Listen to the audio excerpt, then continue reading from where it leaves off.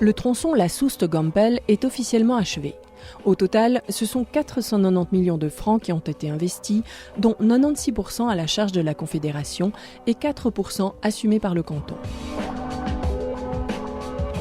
Le résultat, c'est une autoroute de 7 km, dont 1300 mètres de galerie.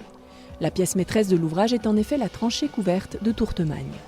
Ici, des défis, notamment géologiques, ont été relevés dans une zone instable qui a ralenti l'avancée du chantier.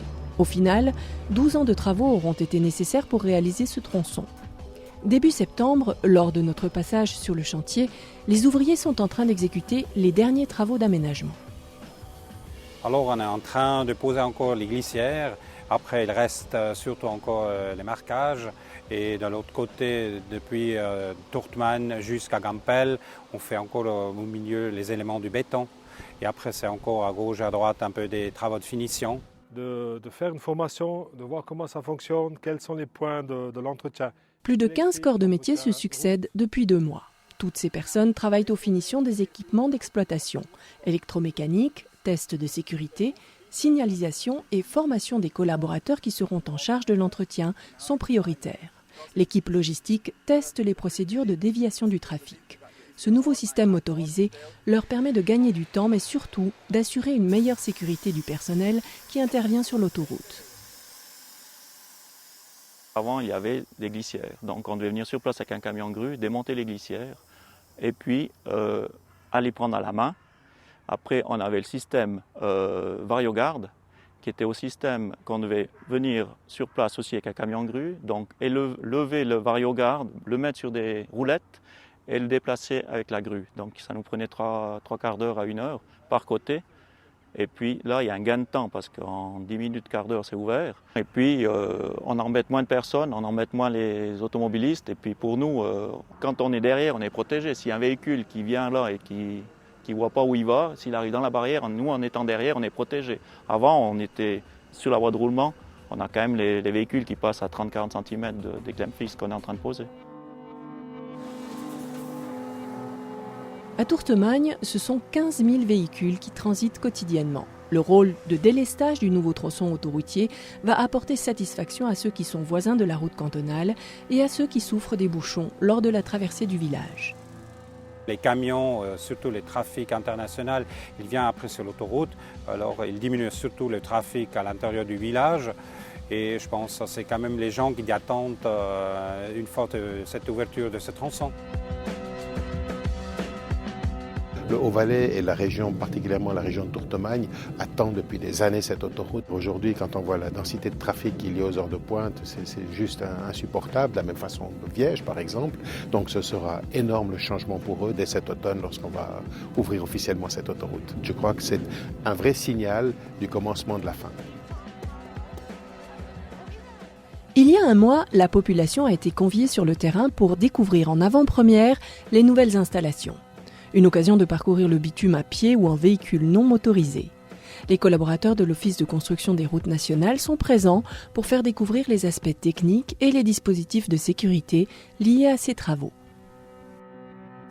C'est super, parce que si vous êtes un piéton à Tourtemagne, il y a de quoi se faire du souci tellement il y a de trafic.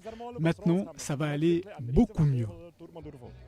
Mon père a travaillé sur ce chantier, donc l'autoroute, on en parlait beaucoup à la maison. Aujourd'hui, c'est un grand jour.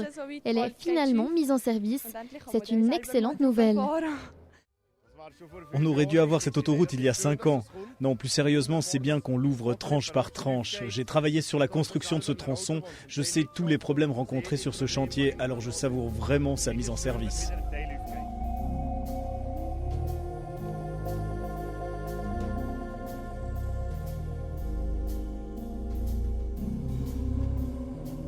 Nous sommes à présent dans la galerie d'entretien de la tranchée couverte de Tourtemagne. Cet ouvrage se situe entre les 2 voûtes des tubes, à 6 mètres sous la surface du sol.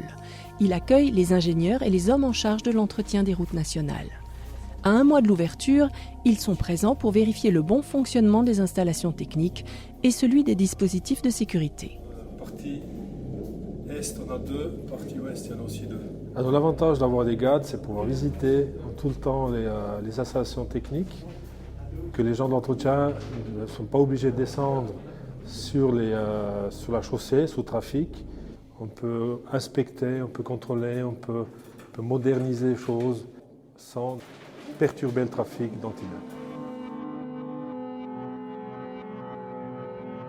Une tranchée couverte implique que le système de ventilation soit très performant. L'éclairage est également capital. Quant au système vidéo de surveillance, il nécessite des infrastructures de très haut niveau. Toute cette technologie est directement reliée au centre de contrôle de la police cantonale. Alors par la vidéo, on peut détecter une voiture arrêtée, par exemple. Si cette information est remontée dans le système, on peut réagir sur l'éclairage, on peut réagir sur la signalisation. La signalisation, par exemple, on peut mettre le tunnel en clignotant, on réduit la vitesse. Après, on peut fermer des voies, on peut fermer un tube complet ou bien, vraiment dans un grand problème, fermer l'objet puis mettre hors trafic. En fait, la détection met quelques secondes à réagir, puis après, c'est quasiment instantané les réactions.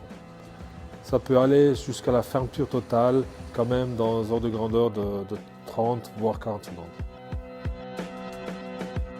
Après les 3 km à l'entrée de Brigue, l'ouverture imminente de ce tronçon au trafic routier permet à l'autoroute aux Valaisannes d'être terminée à 30%.